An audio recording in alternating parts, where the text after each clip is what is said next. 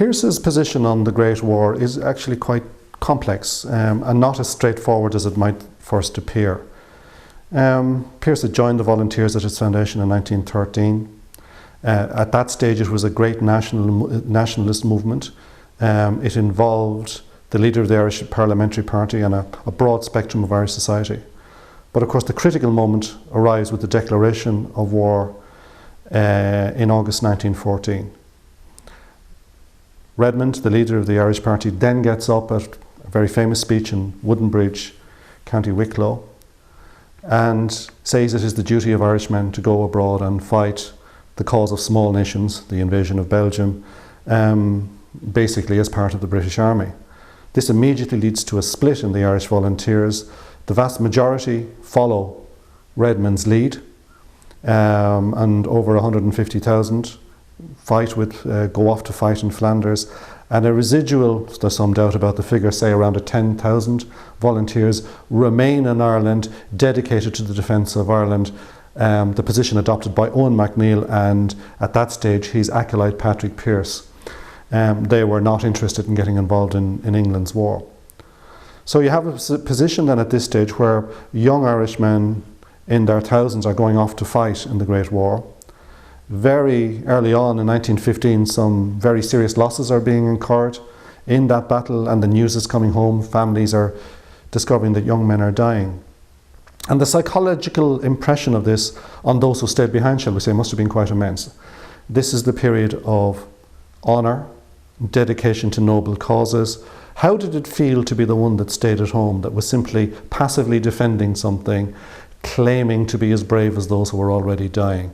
It must have set up a context of extraordinary pressure on these Irish patriots who refused to fight. So that must have in itself created an impulsion to make a stand and show that we too can die for what we believe in. So I think it's important to take that wider circumstances, the whole 19th century tradition of how sweet and noble it is to die for the fatherland, that great European-wide sense that we were all heading towards this great grand gesture where people would sacrifice themselves in a noble cause. And Pearse was part of a European-wide sensibility in that regard. The other thing about Pearse on this regard is because Pearse believed that battle and dying for what you believed in was something that was shared by all men, regardless of what the specific thing was, it was possible for Pearse to be, shall we say, exceptionally and surprisingly generous in his views of certain things. And there's that famous occasion in one of his writings where Pearse refers to the Orangemen in the north who had imported guns at Larne before the Volunteers had at Howth. And Pearse wrote, "I think the Orangeman with a rifle a much less ridiculous figure than the nationalist without a rifle. And the Orangeman who can fire a gun will certainly count for more in the end than the nationalist who can do nothing cleverer than make a pun. The superseded Italian rifles which the Orangemen have imported may not be very dangerous weapons, but at least they are weapons." So in other words, what he's really saying there is, you know, I admire the Orangemen for standing up and fighting for what they believed in. As indeed he must have said, I admire the British soldiers who go to fight in Europe and stand up for what they believe in. The main thing is that men are willing to stand up and are prepared to die for whatever it is that they believe in. So this gives them a much more, shall we say, generous sense of who the enemy was.